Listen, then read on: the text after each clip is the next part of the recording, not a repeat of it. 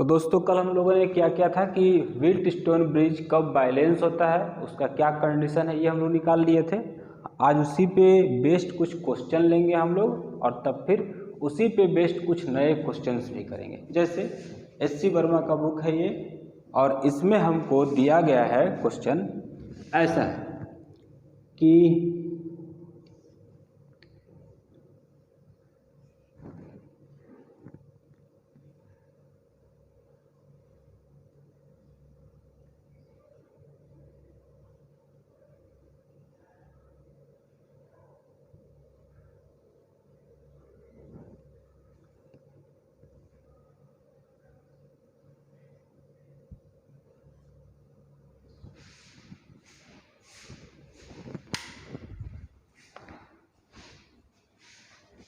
यहाँ लिखा है A और यहाँ लिखा है क्या B। इसका वैल्यू भी R है, इसका वैल्यू भी R है, ये भी R है, सारे रेसिस्टेंस क्या है R। कहा कि A और B के बीच में हमको इफेक्टिव रेसिस्टेंस निकालना है। तो इफेक्टिव रेसिस्टेंस निकालने के लिए हम क्या करेंगे, देखिए यहाँ पे इस पोर्शन को देखते हैं, ये वाला, ये और ये वाला, ये पांचों को देखते हैं क्या है इसमें। ऐसा कुछ केस बन रहा है ऐसे,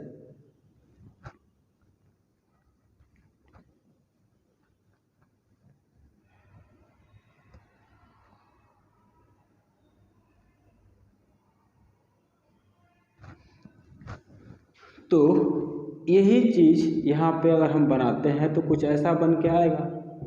तो देख रहे हैं क्या, इसका और इसका ratio, this R/R is equal to कितना हो गया R/R। वैल्यू क्या है, दोनों का सेम है। इसका मतलब है कि इसमें कोई करंट फ्लो नहीं करेगा, तो ये किसी काम का नहीं है हमारा। इसका मतलब है कि अगर हम इसको रीड्रॉ करते हैं, फिर से ड्रॉ करेंगे तो क्या बनना चाहिए, ऐसा होगा,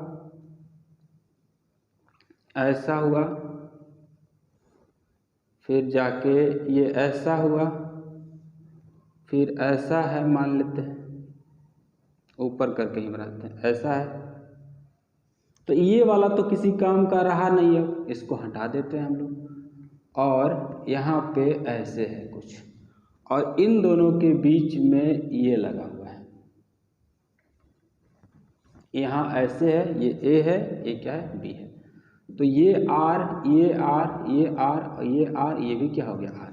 अब ये दोनों रेसिस्टेंस, यहाँ से अगर करंट जा रहा होगा तो दोनों में सेम करंट जाएगा, और एंड टू एंड कनेक्शन भी हमको दिख रहा है। इसका मतलब है कि ये दोनों सीरीज में है, तो उन सभी का, इन दोनों का रेसिस्टेंस 2R होगा। R plus R equivalent resistance, तो हम यहाँ पे लिख दिए इक्विवेलेंट रेसिस्टेंस कितना 2R। फिर इन दोनों का इक्विवेलेंट रेसिस्टेंस, यहाँ से अगर करंट जाएगा तो दोनों में सेम ही जाएगा, सेम करंट है और क्या है, एंड टू एंड कनेक्शन है। तो ये भी हो गया हमारा कितना 2R हो गया, और नीचे में ये वाला अकेला बचा है ऐसे, ठीक है। तो ये हमारा R हो गया, ऐसे हो गया, ऐसे हो गया, ये A हो गया, ये B हो गया, ये क्या हो गया R हो गया। अब ये तीनों 2R और R किसमें, पैरेलल में है। तो हम क्या करेंगे, ये 2R का पैरेलल का निकालेंगे अगर हम लोग, तो सेम रहता है। तो क्या बोले थे, R/N बोले थे, तो R/N होगा, तो 2R कितना हो जाएगा 2 हो जाएगा। तो ये दोनों का, इन दोनों का 2R और 2R का कितना हो गया R हो गया, और इन दोनों का भी कितना हो गया जी R हो गया। तो इस तरह से हम लोग देख रहे हैं कि दोनों फिर से पैरेलल हो गया। तो पैरेलल होने में इक्विवेलेंट रेसिस्टेंस R कितना होता है N, और यहाँ पे दो रेसिस्टेंस, तो R कितना हो जाएगा 2 हो जाएगा, क्योंकि दो रेसिस्टेंस इक्वल वाले पैरेलल में है। अगर N रेसिस्टेंस होते हैं तो R कितना होता है N होता है, तो कितना हो जाएगा R/2 हो गया। मतलब इन सभी को हटा करके हम लोग चाहें तो A और B के बीच में R/2 का लगा देंगे तो सेम करंट फ्लो करेगा। ठीक बात है। नेक्स्ट क्वेश्चन,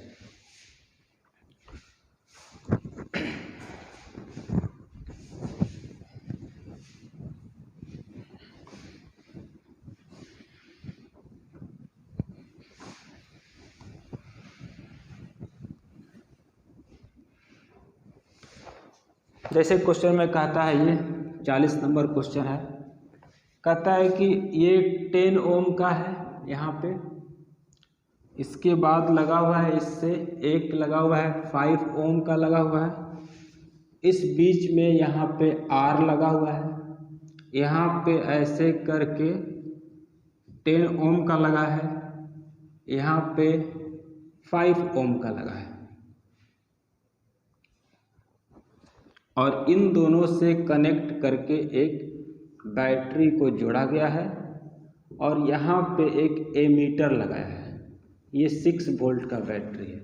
तो पहले हम क्या देख रहे हैं यहाँ पे कि इस जगह पे इसका और इसका रेशियो 10/10 इज इक्वल टू 5 कितना होगा 5, यहाँ का और यहाँ का 1 इज इक्वल टू क्या हो गया 1। इसका मतलब है R1/R4 is equal to R3 कितना हो गया R2 हो गया।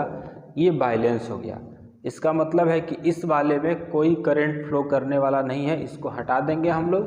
तो इसको हटाएंगे तो इक्विवेलेंट कैसा बनेगा, ऐसा बनेगा, 10 का ये रहेगा, यहाँ पे ये 5 का होगा, इससे ये 10 का जुड़ेगा, यहाँ पे ये 5 का होगा। अब इससे हमको एक 6 वोल्ट का बैटरी जोड़ा गया है, तो कोई दिक्कत नहीं है, हम भी जोड़ दिए। तो 4 और ये 10 और 5 सीरीज में है, तो 15, यहाँ भी क्या हो गया 15। इसका मतलब फिर से रीड्रॉ करेंगे इस तरह से, तो ये 15 रहा और ये भी क्या रहा 15 रहा। ठीक है, तो 15 का 2 रेसिस्टेंस पैरेलल में है और इससे एक 6 वोल्ट का बैटरी कनेक्टेड है। तो इन दोनों का रेसिस्टेंस का इक्विवेलेंट रेसिस्टिव 15 कितना हो जाएगा 2 हो जाएगा। इससे 6 वोल्ट का बैटरी हम लोग जोड़ दिए। तो अब इससे कितना करंट फ्लो कर रहा है, ये आई करंट है, यहाँ से आई करंट है, यहाँ आई करंट है, और अगर यहाँ पे अगर हम एमीटर लगा देते हैं तो यही वाला करंट को रीड करेगा एमीटर। तो I इज इक्वल टू कितना होता है V/R इक्विवेलेंट। तो I is equal to V 6 volt का है, ये 15 कितना हो गया 2, तो 12/15, तो 4 तिहाई 12, 4/5 एम्पियर, यानी कि 0.8 एम्पियर करंट फ्लो कर रहा होगा। और करंट को कौन मेजर करता है, एमीटर।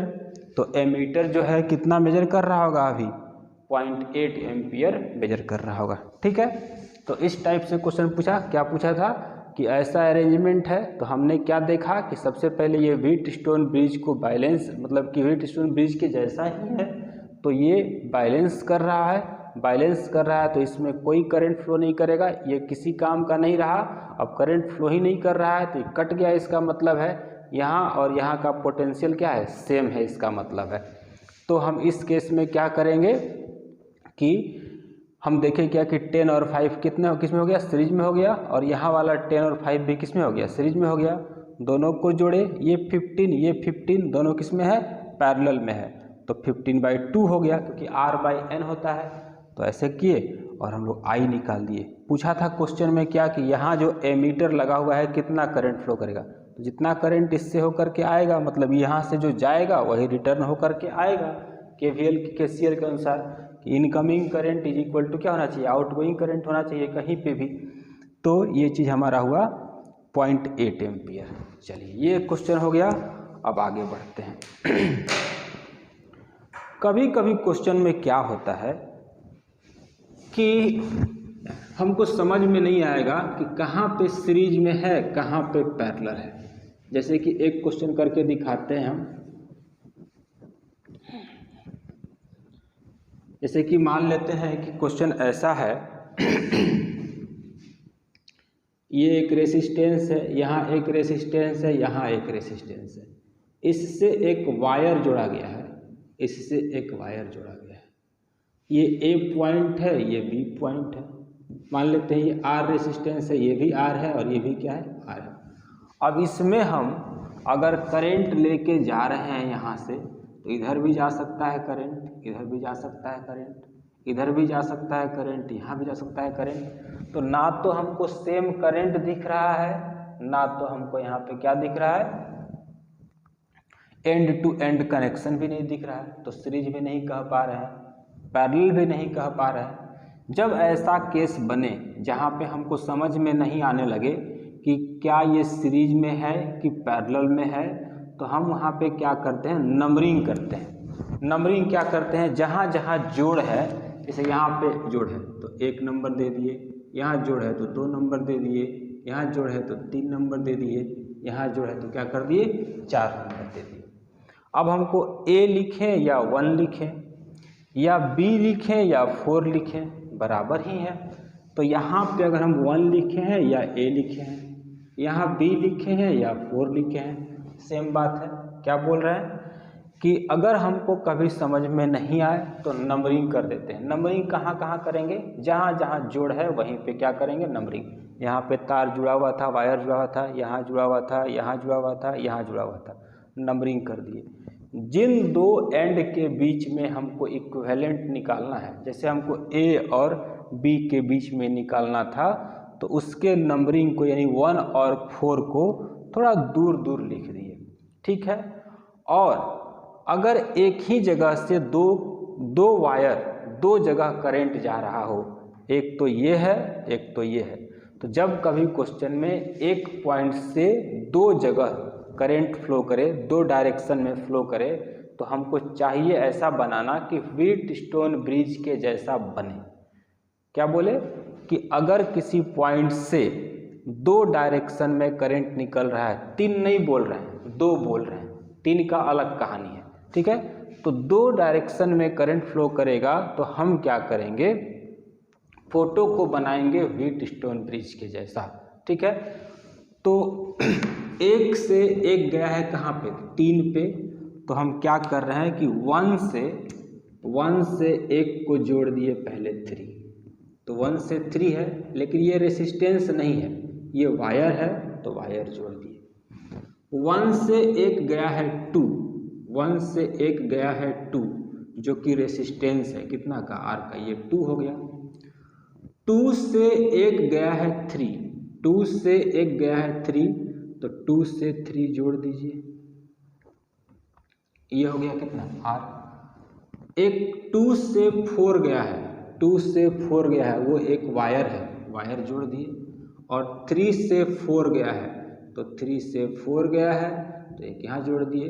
इसका भी काम हो गया, इसका भी हो गया, इसका भी हो गया, इसका भी हो गया, इसका भी हो गया। 1 2 3 4 5, 1 2 3 4 5 हो गया।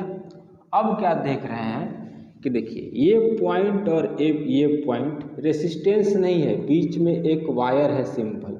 इसका मतलब है कि 1 A और 3 एक ही जगह है, बीच में कोई रेसिस्टेंस इसमें नहीं है। उसी तरह से 2 और B यानी 4 ये वायर से जुड़ा है, इस बीच में कोई रेसिस्टेंस हमको दिख नहीं रहा है, तो हम क्या करेंगे, सेम पॉइंट पे मानेंगे।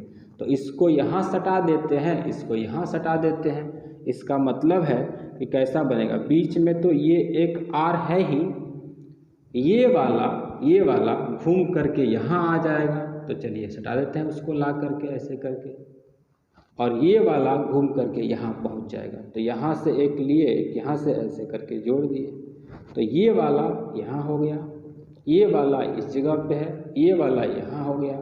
और हमको किसके बीच में निकालना है, A और 1 के बीच में। A और 1 पहुँच गया है कहाँ पे, 3 पे, यानी यहाँ हो गया, ये हो गया A 1 3, ये घूम करके 2 के पास आ गया है, तो ये 2 B और क्या रहा 4।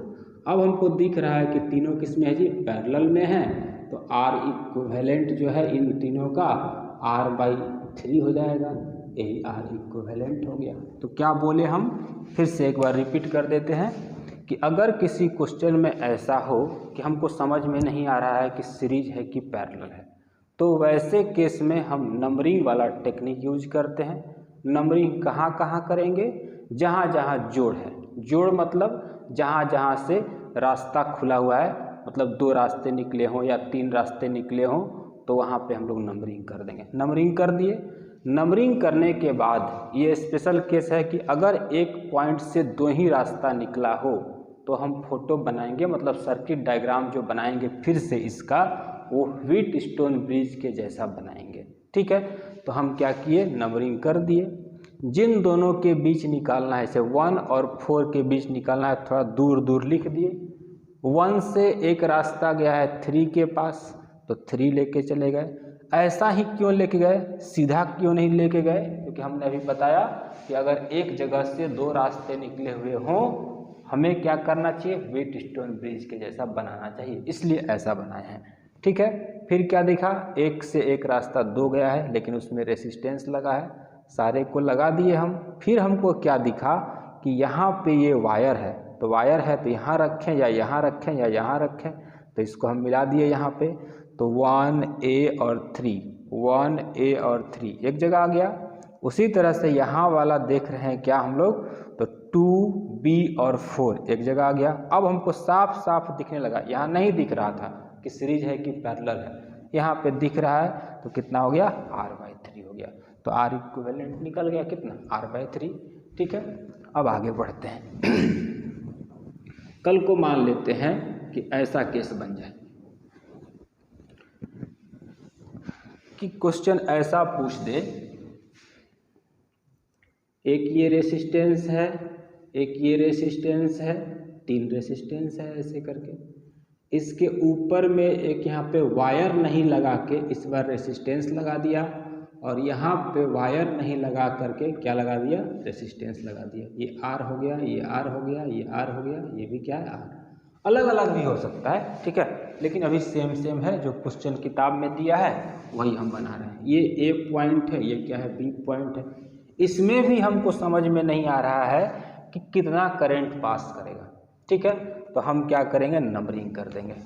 ये 1 और कितना करंट किस में जाएगा, कौन सीरीज है कौन पैरेलल है, नहीं समझ में आ रहा है, तो नंबरिंग करेंगे 1 2 3 4। जिन दोनों के बीच निकालना है थोड़ा दूर दूर लिख देंगे, 1 और 4। 1 ही A है, 1 ही A है, 4 ही क्या है, B है। एक से एक रास्ता 3 गया है, एक से एक रास्ता 3 पे गया है, उसमें रेसिस्टेंस लगा हुआ है, ये 3 रहा। एक से एक रास्ता कहाँ गया है, 2 गया है, तो 2 गया है, तो ये बना दिए। ठीक है, अब 2 से 1 इसका भी काम हो गया, इसका भी काम हो गया। 2 से 1 रास्ता 3 पे गया है, ये 2 है, सॉरी ये R है, और यहाँ पे ये R है, तो ये भी हो गया। 2 से 1 रास्ता 4 पे गया है, और एक रास्ता 3 से कहाँ गया है, 4 पे गया है, ये भी R है, ये भी R है। A और B के बीच यानी 1 और 4 के बीच इक्विवेलेंट चाहिए, तो दिख रहा है R/R, यहाँ वाला रेसिस्टेंस और यहाँ वाला रेसिस्टेंस का रेशियो, यहाँ वाला रेसिस्टेंस यहाँ वाला रेसिस्टेंस का रेशियो, 1 = क्या हो गया, 1। इसका मतलब है कि इसमें कोई करंट फ्लो नहीं करेगा, ये बैलेंस व्हीटस्टोन ब्रिज है, बैलेंस्ड व्हीटस्टोन ब्रिज है। तो हम क्या करेंगे, इसको हटा देंगे। जब इसको हटाएंगे तो हमको मिलेगा ऐसा, यहाँ मिलेगा ऐसा, ये रहा और ये रहा, ये रहा, ये R, ये R, ये R, ये R। तो हमको ये दोनों, अब ये दोनों, ये वाला सीरीज में है और ये दोनों भी क्या है, सीरीज में है, तो इन दोनों का इक्विवेलेंट निकालेंगे तो कितना आएगा, R और R का कितना आएगा, 2R आएगा, और इसका भी R और R का कितना आएगा, 2R आएगा। 2R और 2R फिर से आपस में क्या है, पैरेलल है, तो R/N यानी 2R/ कितना हो जाएगा, 2, तो कितना हो गया, R। यानी इन सभी का इक्विवेलेंट रेसिस्टेंस जो है वो कितना है जी, R इक्विवेलेंट जो है वो R है।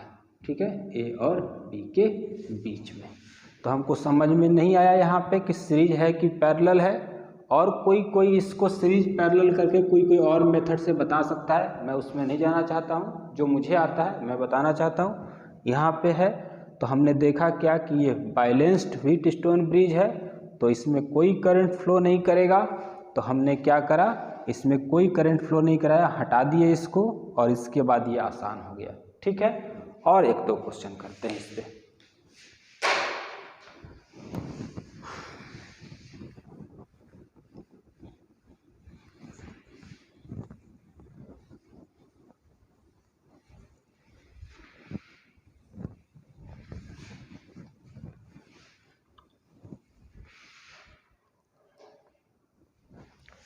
अब यहाँ समझिए अच्छे से।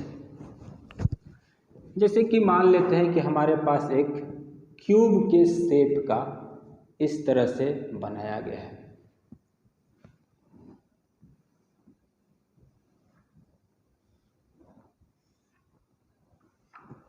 और इसमें यहाँ रेसिस्टेंस है, यहाँ पे रेसिस्टेंस है, यहाँ रेसिस्टेंस लगा हुआ है, यहाँ रेसिस्टेंस लगा हुआ है, यहाँ पे रेसिस्टेंस लगा हुआ है, यहाँ पे रेसिस्टेंस लगा हुआ है, इस जगह पे रेसिस्टेंस लगा हुआ है। मतलब जितने भी एज हैं, किनारे हैं, किनारा, वहाँ पे रेसिस्टेंस लगा हुआ है।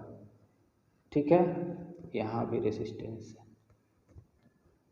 यहाँ भी रेसिस्टेंस लगाना है हमको, यहाँ पे भी लगाना है, और यहाँ भी लगाना है। अब देखिए क्यूब में कितने किनारे होते हैं, एज होते हैं 12 गो, फेस होगा 6 गो, और कॉर्नर होते हैं कितने, 8 गो। हमको इस सबसे मतलब नहीं है, हमको एज से मतलब है फिलहाल अभी। तो ये 4 गो, नीचे में 4, 8, और 2 गो 10, और 2 गो कितना हो गया, 12 गो एज है।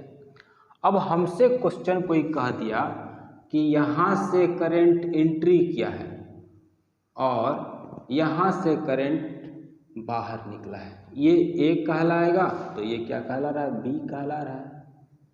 अब इसमें क्या प्रॉब्लम है कि यहाँ से अगर हम करंट लेके जा रहे हैं तो 3 भाग में बटेगा, इधर भी जाएगा, इधर भी जाएगा, इधर भी जाएगा, फिर यहाँ जब जाएगा तो यहाँ पे इधर भी जाएगा करंट, इधर भी आएगा करंट।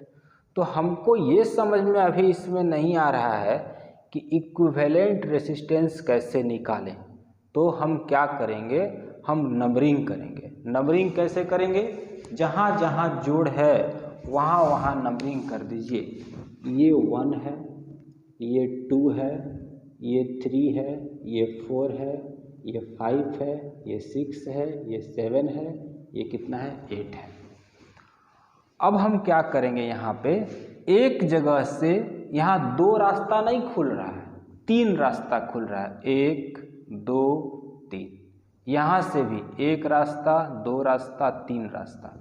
तो अगर एक पॉइंट से 2 रास्ते खुल रहे थे तो व्हीटस्टोन ब्रिज हमको मदद कर दे रहा था, लेकिन यहाँ पे तो व्हीटस्टोन ब्रिज मदद नहीं कर पाएगा। क्यों? क्योंकि यहाँ पे एक जगह से 3 रास्ते खुल रहे हैं। तो ऐसे केस में हम क्या करेंगे, हम करेंगे कोऑर्डिनेट लिखेंगे। किसका कोऑर्डिनेट लिखेंगे, जो जो पॉइंट हम वहाँ पे इंडिकेट किए हैं, जो जो कोऑर्डिनेट, जो ये सब पॉइंट है 1 2 3 4 5 6 7 8, इन सभी का कोऑर्डिनेट लिखेंगे। कोऑर्डिनेट लिखने का क्या तरीका है उसको समझिए। जैसे कि हमको पॉइंट 1 का कोऑर्डिनेट लिखना है तो 1 लिख दिए। कोऑर्डिनेट लिखने के लिए एक बार इस साइड से भी आएंगे और एक बार इस साइड से आएंगे, 2 साइड से, क्योंकि 2 पॉइंट है, दोनों के बीच में हमको इक्विवेलेंट रेसिस्टेंस निकालना है ए और बी के बीच में। तो उधर से भी चल के आएंगे और इधर से भी चल के जाएंगे। और कौन सा पाथ से चल के आएंगे, शॉर्टेस्ट पाथ से चल के आएंगे, जो सबसे छोटा वाला पाथ है वहाँ से चल के आएंगे। और जितना रेसिस्टेंस मिलेगा वही उसका कोऑर्डिनेट होगा। जैसे कि हमको 1 के पास आना है तो इधर से आ रहे हैं तो कोई रेसिस्टेंस नहीं मिला, और एक ही रास्ता यही है ही, कोई रेसिस्टेंस नहीं मिला तो 0 हो गया कोऑर्डिनेट। कोऑर्डिनेट में तो हम लोग एक्स कोऑर्डिनेट भी लिखेंगे और क्या लिखते हैं, वाई कोऑर्डिनेट भी। तो इधर से भी चल के आएंगे, इधर से आएंगे तो ऐसे जा सकते हैं, ऐसे आ सकते हैं, ऐसे आ सकते हैं। तो 1 रेसिस्टेंस, 2 रेसिस्टेंस, 3 रेसिस्टेंस, 3 मिला। हमको शॉर्टेस्ट पाथ खोजना है। इधर से गए 1 2 3, 3 मिल रहा है। इधर से आएंगे 1 2 3 मिल रहा है, कम से कम तो 3 मिल रहा है। किसी किसी का मन होगा नहीं हम ऐसे जाएंगे, ऐसे जाएंगे, ऐसे जाएंगे, ऐसे जाएंगे, ऐसे जाएंगे, जाने के लिए तो कैसे भी जा सकते हैं, लेकिन हमको शॉर्टेस्ट वाला, तो कम से कम 3 मिल रहा है। अब आते हैं 2 का। 2 के पास हमको जाना है तो इधर से भी जाएंगे और उधर से भी आएंगे और सबसे शॉर्टेस्ट पाथ खोजेंगे, छोटा वाला पाथ खोजेंगे। तो 1 से 2 गए तो एक ही रेसिस्टेंस मिला, यहाँ से ऐसे चल के यहाँ गए तो एक ही रेसिस्टेंस मिला कम से कम, तो वो हो गया। 5 से 2 पे जाना है तो इस रास्ते से जाएंगे तो 2 रेसिस्टेंस, ऐसे जाएंगे तो भी 2 रेसिस्टेंस, ऐसे जाएंगे तो 3 4 5 को मिल जाएगा, तो शॉर्टेस्ट चाहिए तो ये हो गया। 3 का हमको निकालना है तो 3 का इधर से जाएंगे तो एक रेसिस्टेंस, एक रेसिस्टेंस, 2 रेसिस्टेंस, इधर से कितना, एक रेसिस्टेंस, तो 2 कोमा कितना हो गया, 1 4। 4 का कोऑर्डिनेट लिखना है तो इधर से आ रहे हैं तो एक रेसिस्टेंस ये वाला मिला और इधर से जब जाएंगे तो 1 2, या इधर से जाएंगे तो 2, तो 1 कोमा कितना हो गया, 2 हो गया। 5 के पास आ रहे हैं यहाँ पे तो इधर से चल के आएंगे तो 1 2 3, कम से कम 3 मिल रहा है और उधर से तो कुछ नहीं मिल रहा है, 0 हो गया। 6 का कोऑर्डिनेट हमको लिखना है तो 1 2, 2 को आएगा यहाँ से और इधर से आएंगे तो कितना आएगा, 1। 7 का कोऑर्डिनेट लिखना है तो इधर से आएंगे तो एक रेसिस्टेंस मिला हमको, इधर से 1 2 रेसिस्टेंस मिला। 8 का कोऑर्डिनेट लिखेंगे इसका, इधर से चल के आएंगे तो 2 रेसिस्टेंस, इधर से आएंगे तो कितना, 1, तो 2 कोमा कितना हो गया, 1। तो हम क्या करें, सबका कोऑर्डिनेट लिख दिए। अब हमको ये बात तो पहले से पता है कोऑर्डिनेट ज्योमेट्री में कि किसी पॉइंट का कोऑर्डिनेट अगर सेम है तो पॉइंट दोनों क्या है, सेम ही जगह पे है। जैसे कि हम लोग कोऑर्डिनेट में लिख रहे हैं, यहाँ मान लेते हैं पॉइंट है 4,5, ये P का कोऑर्डिनेट है, और Q कोई पॉइंट है उसका भी कितना कोऑर्डिनेट है, 4,5, तो Q भी कहाँ होगा, यहीं पे होगा। तो इसी बेसिस पे हम क्या करेंगे, काम करेंगे। अब देखिए यहाँ पे 2 का 4 का और 7 का, इसका भी कोऑर्डिनेट है 1,2 1,2 1,2, तो तीनों का कोऑर्डिनेट क्या है, सेम सेम है। तो तीनों का कोऑर्डिनेट सेम सेम है, इसका मतलब है कि तीनों पॉइंट सेम ही जगह है। उसी तरह से यहाँ पे देखिए 3 का और 6 का और 8 का, इसका भी 2 1 2 1 2 1 कोऑर्डिनेट है। तो सेम सेम कोऑर्डिनेट है तो हम क्या करेंगे, इन तीनों को सेम जगह मानेंगे। अब हमको निकालना किसके किसके बीच में है, 1 और 5 के बीच में। तो 1 लिख दिए यहाँ पे और 5 लिख दिए यहाँ पे।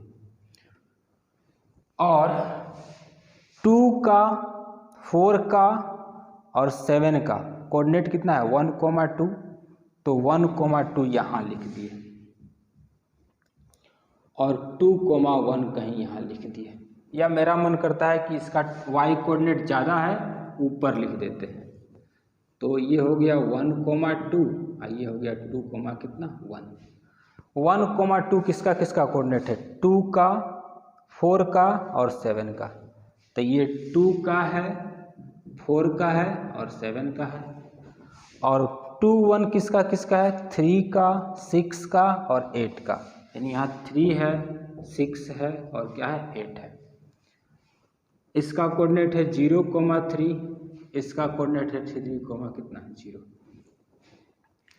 अब हम क्या करेंगे, 1 से 2 जाना है, 1 से 2 जाना है, एक रेसिस्टेंस मिला, एक रेसिस्टेंस लगा दिए। फिर जाके 2 से 3, 2 से 3 में हमको एक रेसिस्टेंस मिला, 2 यहाँ पे है 3 यहाँ पे है, ऐसे हो गया। 3 से 4 एक रेसिस्टेंस मिला, 3 यहाँ पे है 4 यहाँ पे है, एक रेसिस्टेंस मिला, तो एक रेसिस्टेंस लगा दिए।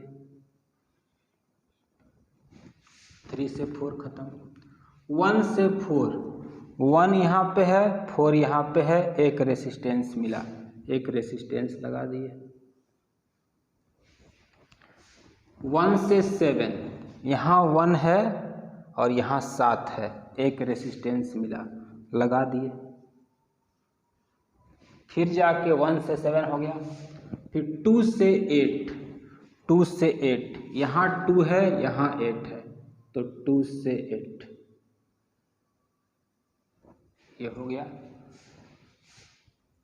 8 से 7 या 7 से 8, यहाँ 7 है यहाँ क्या है 8 है, एक रेसिस्टेंस है, लगा दिए। ये हो गया खत्म। 4 से 6, 4 यहाँ पे है 6 यहाँ पे है, एक रेसिस्टेंस है, लगा देते हैं।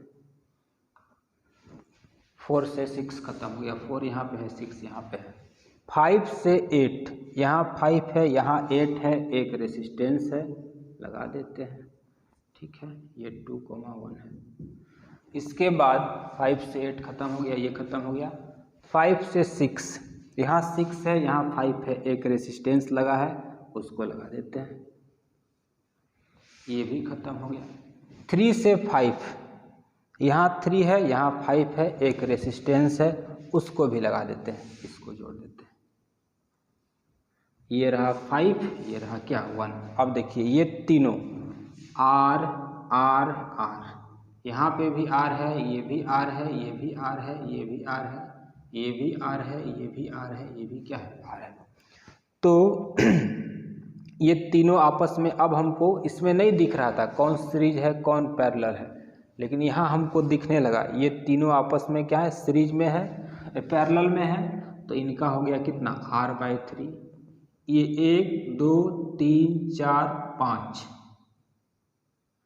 5 गड़बड़ कहीं पे हुआ है क्या, 3 3 6 5 कितना हो गया 11, एक छूट गया है कोई। 3 से लेके 5 हो गया है। अच्छा 7 से लेके 6 ये बच गया था, 7 से लेके 6 ये भी कितना हो गया R। तो 1 2 3 4 5 6, 1 2 3 4 5 6। तो इनका हो गया R/ कितना हो गया 6, और इसका हो गया कितना जी R/3। ये तीनों आपस में, ये वाला ये वाला ये वाला, इसको हटा के एक बार लिख देते हैं यहाँ पे। ये हो गया हमारा R/3, ये हो गया हमारा क्या R/6, और ये हो गया हमारा क्या R/3। ये तीनों आपस में क्या है जी अब सीरीज में है, तो दोनों को जोड़ना पड़ेगा तीनों को। तो R/3 प्लस कितना हो गया R/6 प्लस R/ कितना हो गया 3। तो यहाँ से जोड़ेंगे तो 6 आएगा, 2R R 3R और 2R 5R, यानी कि R इक्विवेलेंट कितना आया 5R/6। तो अगर कभी ऐसा क्यूब शेप वाला दिया हुआ हो तो यहाँ पे एक एंट्री ले रहा है करंट और यहाँ से निकल रहा है। क्यूब में जो ऐसा वाला हम बना के ऐसा करते हैं, देख लीजिए इसमें क्या क्या बात है। और कि कल को किसी ने हमसे अभी पूछा है ये चीज़ कि यहाँ से करंट एंट्री लिया, ये करंट का एंट्री है और ये करंट का एग्जिट है, तो बॉडी डायगोनल है, अंदर में डायगोनल जो जाएगा बॉडी से होते हुए उसका बात कर रहा है ये। तो अगर बॉडी डायगोनल के एलोंग यहाँ पे एक पॉइंट है और यहाँ पे एक पॉइंट है, उसके बीच में बॉडी डायगोनल के बीच में इक्विवेलेंट निकालना है। तो अब हम इतना नहीं करेंगे, सीधा सीधी आंसर याद रखेंगे 5R/ कितना हो गया 6 हो गया। कल को हो सकता है कि ऐसा कर दे, यहाँ से करंट दे और यहाँ से निकले, तो ये फेस डायगोनल है, क्योंकि ये फेस पे है तो यहाँ पे फेस डायगोनल है। इसको भी निकालने के लिए हम यही काम करेंगे, नंबरिंग करेंगे और नंबरिंग करके निकालेंगे यहाँ भी। ठीक है, तो कभी बॉडी डायगोनल देगा, कभी फेस डायगोनल देगा। कल को हो सकता है कि यहाँ से करंट एंट्री ले और यहाँ से निकाल दे। ठीक है, तो इसमें भी हम, ये डायगोनल नहीं है, सीधा सीधा एज के एलोंग है, तो इसमें भी हम क्या करेंगे कोऑर्डिनेट सिस्टम लिख करके हम बना सकते हैं। ठीक है तो जहाँ कहीं भी हमको समझ में नहीं आए वहाँ पे हम क्या करेंगे नंबरिंग करेंगे, नंबरिंग करके हम सबका कोऑर्डिनेट लिख देंगे। कोऑर्डिनेट लिखने के बाद हम इस तरह से अरेंज कर देंगे कोऑर्डिनेट को। कोऑर्डिनेट अरेंज करने में क्या देखना है, जिन दो पॉइंट के बीच निकालना है थोड़ा उसको दूर दूर लिख देंगे। इसके बाद किसको ऊपर दिखाना है किसको नीचे, जैसे कि इसमें 1 2 है, अगर 1 2 पॉइंट कोई कहेगा तो x कोऑर्डिनेट 1 है और y कोऑर्डिनेट कितना है 2 है, और किसी का 2 1 है। देखिए इसका x है 1, इसका x है 2, तो इसका x कम है, इसका x ज़्यादा है, तो इसको थोड़ा पीछे लिखे, इसको थोड़ा आगे लिखे। इसका y कोऑर्डिनेट 2 है तो इसको ऊपर लिखे, इसका y कोऑर्डिनेट कितना है 1 है, तो कहाँ लिखे, नीचे लिखे। अब हम सब में एक एक करके ऐसे काटते जाएंगे। जैसे अभी हमारा क्या हो गया था, नहीं गड़बड़ हो गया था, कौन छूट गया है, तो नहीं कटा था, वो छूटा हुआ था, तो यहाँ पे लगा दिए। अब हमको सब दिख रहा है यहाँ पे क्या कौन सीरीज में है और कौन पैरेलल में है, आसान हो गया। और इसको याद भी रखेंगे हम लोग फार्मूला के तौर पे। कल को क्वेश्चन में कह दिया कि यहाँ पे जो r लगाए हैं उसका 10 है वैल्यू, तो आंसर होता है 5r/6, तो 5 × 10 बाई क्या कर देंगे 6 कर देंगे, तो 50/6 आएगा, तो 25 बटा कितना आएगा 3 ओम आएगा। ऐसे कर लेंगे हम लोग, तो जब जैसा तब तैसा, ठीक है। तो आज इतना सा ही करते हैं, कल इस पे क्वेश्चन और 1-2 करेंगे, और तब फिर इससे और एक आता है रेसिस्टेंस जोड़ने में सिमेट्री वाला को भी करके हम लोग दिखा देंगे, ठीक है।